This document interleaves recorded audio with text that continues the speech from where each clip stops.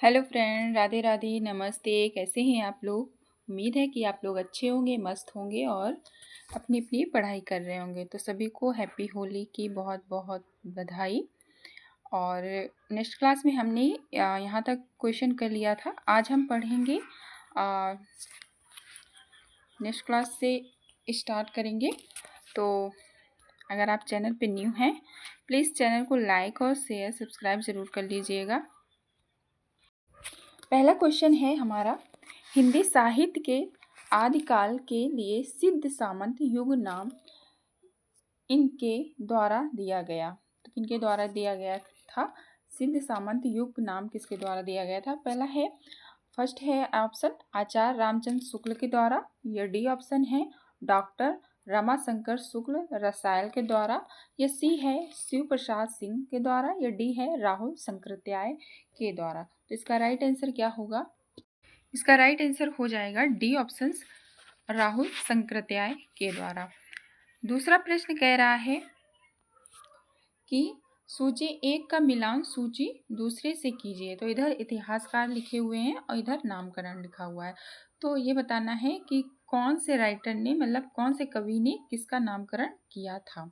तो आचार्य रामचंद्र शुक्ल ने किसका किया है? हजारी प्रसाद द्विवेदी जी ने किसका किया है? और राहुल शंकरत्याय का और मिश्र बंधुओं का। तो आचार्य रामचंद्र शुक्ल हो जाएगा वीर गाथा काल का, और हजारी प्रसाद जी आदिकाल का, राहुल शंकरत्याय से समांत काल का, और मिश्र बंधु प्रारंभिक काल का। तो इसका राइट आंसर क्या हो जाएगा? इसका राइट आंसर डी हो जाएगा। पढ़ते हैं आगे। नेक्स्ट क्वेश्चन कह रहा है, पुरानी हिंदी नामकरण किसने किया है? पहला ऑप्शन है चतुरसेन शास्त्री, बी ऑप्शन है चंद्रधर शर्मा गुलेरी, सी ऑप्शन है शिवनाथ प्रसाद मिश्र ने, और डी ऑप्शन है राम कुमार वर्मा जी ने। तो 56 का राइट आंसर क्या होगा? इसका राइट आंसर हो जाएगा बी, चंद्रधर शर्मा गुलेरी जी। बी ऑप्शन सही हो जाएगा। आगे बढ़ते हैं। नेक्स्ट क्वेश्चन कह रहा है, आदिकालीन साहित्य का प्रमुख रस है शांत रस, या हास रस, या करुण रस, या वीर रस। आदिकालीन साहित्य का प्रमुख रस कौन सा है, आपको बताना है। तो इसका राइट आंसर हो जाएगा डी, वीर रस। ठीक, अगर आप चैनल पे न्यू हैं तो प्लीज़ सब्सक्राइब कर लीजिएगा, देन लाइक भी कर दीजिएगा और शेयर भी, अगर आपके कोई जानने वाला हो तो उधर कर सकते हैं, जैसे कोई पढ़ता हो उससे। ठीक, प्रश्न कह रहा है, इनमें से कौन सा कवि आदिकाल का नहीं है? चंद्रबरदाई, या डी है जागनिक, या सी है नाभादास, या डी है दलपति विजय। तो इसका राइट आंसर क्या होगा? इसका राइट आंसर सी हो जाएगा, नाभादास। ठीक, प्रश्न नेक्स्ट कह रहा है, निम्नलिखित में से कौन वीर गाथा काल की रचना नहीं है? कौन सी नहीं है? ए है संदेश रासक, या बी है जयमयंग जसचंदिका, या सी है आल्हा खंड, या डी है भक्त माल। तो इसका राइट आंसर क्या हो जाएगा? इसका राइट आंसर हो जाएगा डी, भक्त माल। प्रश्न 60वां है, इनमें से कौन सी भाषा आदिकाल की नहीं है? ए ऑप्शन है ब्रजभाषा, या बी ऑप्शन है खड़ी बोली, या सी है डिंगल पिंगल, या डी है अवधि। तो इसका राइट आंसर 60 का सी हो जाएगा, डिंगल और पिंगल। अगर आपने नेक्स्ट क्लास नहीं देखी है पहले की तो वो देख लीजिएगा, और बहुत सारे मैंने क्वेश्चन करा रखे हैं 50 तक। यहाँ से तीसरी क्लास है ये प्रैक्टिस सेट की, तो आप देख सकते हैं। ठीक, प्रश्न कह रहा है, आदिकाल में किस प्रकार का साहित्य लिखा जा रहा था? आदिकाल में किस प्रकार का साहित्य लिखा जा रहा था?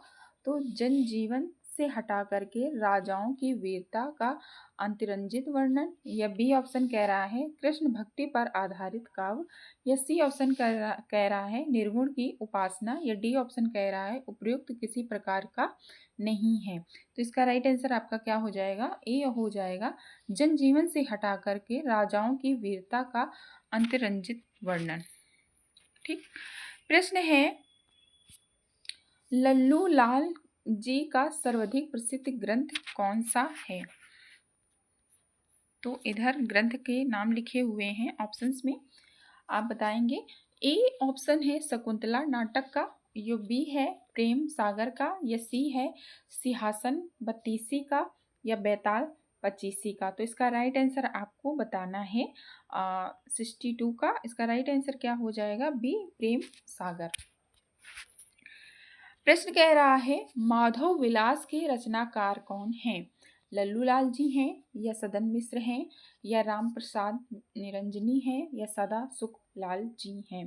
तो इसका राइट आंसर क्या हो जाएगा? इसका राइट आंसर हो जाएगा लल्लू लाल। प्रश्न कह रहा है इनमें से कौन कलकत्ता के पोर्ट विलियम कॉलेज से संबंध थे? लल्लू लाल जी, इंसा अल्लाह खां, या सदा सुखलाल, या भारतेंदु हरिश्चंद्र। तो इसका राइट आंसर क्या हो जाएगा? इसका राइट आंसर ए हो जाएगा लल्लू लाल जी। प्रश्न नेक्स्ट कह रहा है कि हिंदी का प्रथम व्याकरण लिखने वाले विद्वान थे। हिंदी का प्रथम व्याकरण लिखने वाले विद्वान कौन से थे? जोशुआ कैटलर, या बी ऑप्शन है किशोरी दास वाजपेयी जी, या सी ऑप्शन है जॉर्ज ग्रेसन्स, या डी ऑप्शन है कामता प्रसाद गुरु जी। तो इसका राइट आंसर आपका क्या हो जाएगा? इसका राइट आंसर हो जाएगा जोशुआ कैटलर थे। ठीक, हिंदी का जो प्रथम व्याकरण लिखा था किसने लिखा था? जोशुआ कैटलर जी ने लिखा था। प्रश्न है आगे, नेक्स्ट प्रश्न है राहुल संकृत्याय ने हिंदी का पहला कवि किसे माना है? लुइपा को, या सबरपा को, या सी ऑप्शन है सरैपा को, या चंद बरदाई को। तो राहुल संकृत्याय ने हिंदी का पहला कवि किसे माना है? तो आपको बताना है। इसका राइट आंसर हो जाएगा सरैपा को माना है। प्रश्न है हिंदी का प्रथम कवि कौन है? सरहपाद है, या सबरपा है, या देवसेना है, या कबीर है। तो इसका राइट आंसर क्या हो जाएगा? सरहपाद। प्रश्न नेक्स्ट है अधिकांश साहित्य इतिहासकारों के अनुसार हिंदी के प्रथम कवि हैं। कबीरदास जी हैं, या सूरदास जी हैं, या सरहपाद हैं, या विद्यापति जी हैं। तो इसका राइट आंसर क्या हो जाएगा? इसका राइट आंसर आपका सी हो जाएगा सरहपाद। ठीक, प्रश्न कह रहा है नेक्स्ट स्वयंभू को हिंदी का प्रथम कवि माना है। राम कुमार वर्मा ने, या रामचंद्र शुक्ल ने, या हजारी प्रसाद द्विवेदी ने, या डी ऑप्शन है राहुल संकृत्याय ने। तो इसका राइट आंसर ए हो जाएगा राम कुमार वर्मा जी ने। प्रश्न है 17वां पंडित चंद्रधर शर्मा गुलेरी ने किसको पुरानी हिंदी का प्रथम कवि स्वीकार किया है? सरहपाद का, या स्वयंभू का, या राजा मुंज का, या पुष्प दंत का। तो इसका राइट आंसर सी हो जाएगा राजा मुंज। प्रश्न है हिंदी के किस इतिहासकार के मतानुसार सालीभद्र सूरी हिंदी के प्रथम कवि हैं?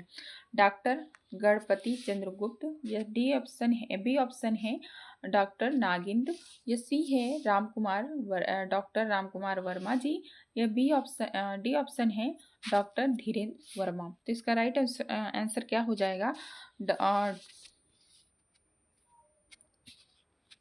इसका राइट आंसर हो जाएगा डॉक्टर गणपति चंद्रगुप्त जी।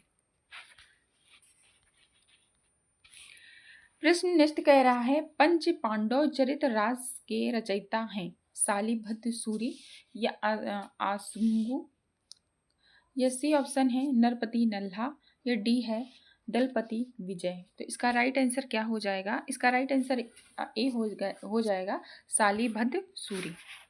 ठीक, प्रश्न कह रहा है सालीभद्र सूरी की रचना के नाम हैं नेमी नाथ रास, या भारतेश्वर बाहुबली रास, या सी ऑप्शन है सुमितिगढ़ रास, या डी ऑप्शन है जय मयंक जस चंद्रिका।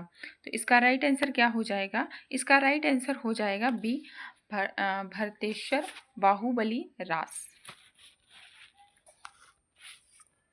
नेक्स्ट प्रश्न कह रहा है निम्नलिखित में से अपभ्रंश प्रभावित हिंदी रचना कौन सी है? अपभ्रंश प्रभावित रचना हिंदी कौन सी है? तो इसका बताना है। ऑप्शन है खुमार रासो, या बी है ढोला मारू रादुहा, या सी है भारतेश्वर बाहुबली रास, या डी है जयमंक जस चंद्रिका। तो इसका राइट आंसर आपको बताना है। इसका राइट आंसर हो जाएगा भारतेश्वर बाहुबली रास।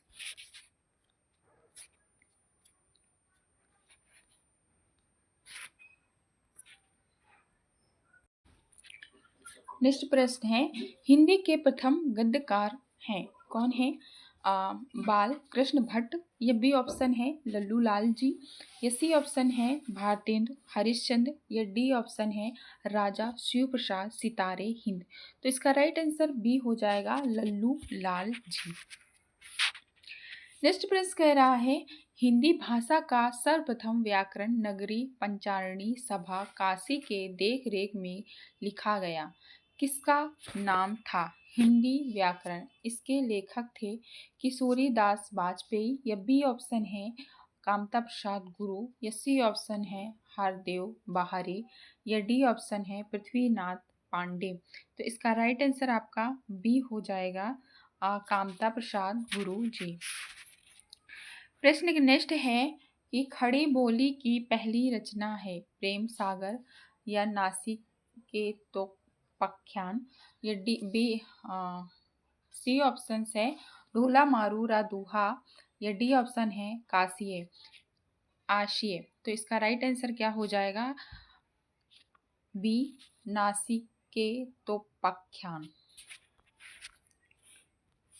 प्रश्न है, नासिके तोपख्यान के लेखक कौन है? लल्लू लाल जी, या बी ऑप्शन है सदा सुखलाल जी, या सी ऑप्शन है इंसा अल्लाह खान, या डी है सदल मिश्र। तो इसका राइट आंसर हो जाएगा सदल मिश्र। प्रश्न कह रहा है नेक्स्ट, सदल मिश्र की भाषा की विशेषता है पूर्वीपन, या बी है उर्दू की प्रमुखता, या सी है सहज और प्रवाहमी भाषा, या डी है किस्सा गोई। तो इसका राइट आंसर क्या हो जाएगा? पूर्वीपन।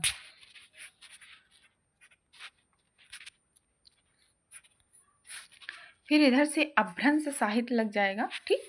तो अभ्रंश साहित्य के अब हम क्वेश्चन पढ़ेंगे, तब तक आप चैनल को प्लीज लाइक शेयर कर दीजिए। 80वां प्रश्न है, स्वयंभू की कृति का नाम है? पद्म पुराण है, या बी है महापुराण, या सी है पाहुंड दोहा, या डी है पामचरियु। तो इसका राइट आंसर क्या हो जाएगा? डी पामचरियु। नेक्स्ट प्रश्न कह रहा है कि इनमें से किस ग्रंथ में लिखा है कि अग्नि परीक्षा के बाद सीता जैन धर्म में दीक्षित हो जाती हैं? महापुराण में, या बी है परमात्मा प्रकाश में, या सी है भविष्य तय कहाँ में, या डी है परमचर्यु में। तो इसका राइट आंसर डी हो जाएगा परमचर्यु में।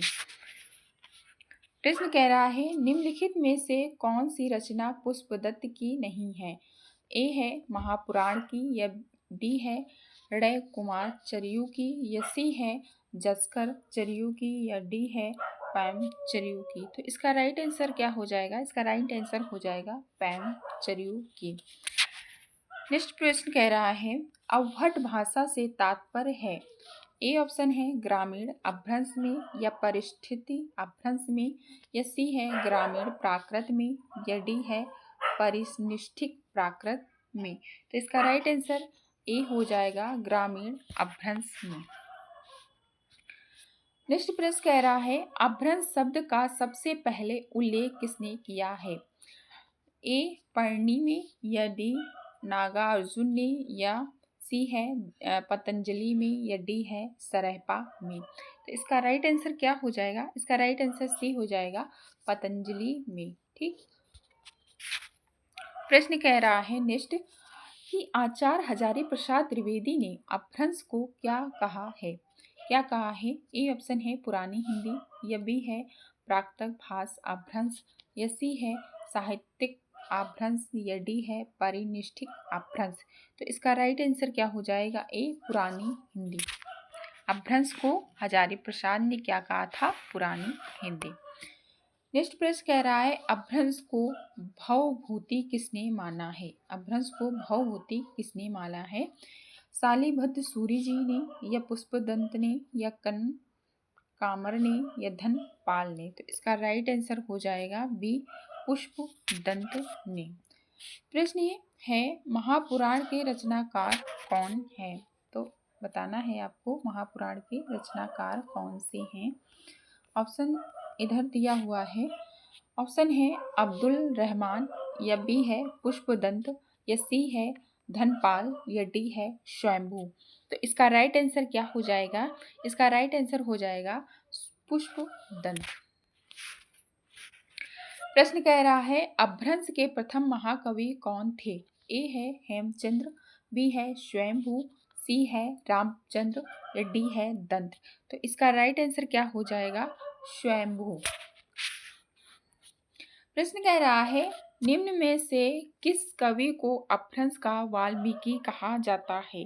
किसको कहा जाता है अपभ्रंश का वाल्मीकि। सरहपा को, या पुष्पदत्त को, या स्वयंभू को, या हेमचंद्र को। तो इसका राइट आंसर सी हो जाएगा स्वयंभू को। प्रश्न है अवभट्ट में शिक्षा शब्द के लिए कौन सा रूप मिलता है। शिक्षा, या शिक्षा, या शिक्षा, या शिक्षा। तो इसका राइट आंसर क्या हो जाएगा 90 का सी, शिक्षा। फिर है सिद्ध साहित्य। यहाँ से 91 के क्वेश्चन है। ऑप्शन हिंदी सिद्धों की साधना में शून्य का पूरक तत्व था। 91 क्वेश्चन है सिद्धों की साधना में शून्य का पूरक तत्व क्या था। तो इसका राइट आंसर क्या होगा बताना है। ऑप्शन है ब्रज, फिर है बी अग्नि, सी है चित्र, डी है ज्ञान। तो 91 का राइट आंसर डी हो जाएगा ज्ञान। ठीक, बढ़ते हैं आगे। नेक्स्ट क्वेश्चन कह रहा है सिद्धों की प्रथम कवि कौन थे। तो शरहपा थे, या कल्हड़ थे, या गुटरीपा थे, या शेरपा थे। तो सिद्धों के प्रथम कवि कौन से थे। 92 का राइट आंसर हो जाएगा शरहपा थे। ठीक, फिर है शरहपा का संबंध निम्न में से किससे है। सिद्ध रासों से, रासो काव्य से, नाथ साहित्य से, या जैन साहित्य से। तो इसका राइट आंसर ए हो जाएगा सिद्ध साहित्य से। प्रश्न है 94 आदिकालीन हिंदी काव्य धारा में उपलब्ध नहीं है। क्या नहीं है। जैन साहित्य, या सिद्ध साहित्य, या सिख साहित्य, या नाथ साहित्य। तो इसका राइट आंसर क्या हो जाएगा सी, सिख साहित्य। प्रश्न 95 का है कह रहा है निम्नलिखित में से कौन 84 सिद्धों से नहीं है। विरूपा से, या कल्हड़पा से, या सारंग धर से, या कुकरीपा से। तो इसका राइट आंसर क्या हो जाएगा। इसका हो जाएगा सारंग धर से। प्रश्न 96 कह रहा है निम्नलिखित में से किसका संबंध सिद्ध साहित्य से नहीं है। सरहपा का, या कुकीरिपा का, या सबरपा का, या गोपी चंद का। तो सिद्ध साहित्य से किसका संबंध नहीं है आपको बताना है। तो इसका राइट आंसर क्या हो जाएगा 96 का हो जाएगा गोपी चंद्र जी का नहीं है। डी ऑप्शन सही हो जाएगा। प्रश्न नेक्स्ट कह रहा है निम्नलिखित में से सिद्ध साहित्य के विषय में कौन सा कथन सत्य नहीं है। ए है सिद्ध साहित्य के प्रथम कवि सरहपा, या बी है सिद्ध साहित्य का झुकाव सहज साधना की ओर है, या सी है सिद्ध साहित्य की रचना चरय पद्यों तथा दोहों में हुई है, या डी है सिद्ध साहित्य का प्रणय पिंगल भाषा में हुआ है। तो 97 का राइट आंसर डी हो जाएगा सिद्ध साहित्य का प्रणय पिंगल भाषा में हुआ है।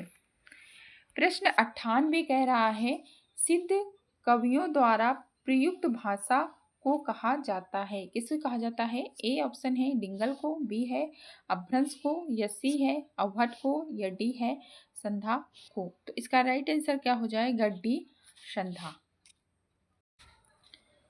99 प्रश्न है निम्नलिखित में से कौन सा नाम नाथपंथी साधकों में है सम्मिलित नहीं है।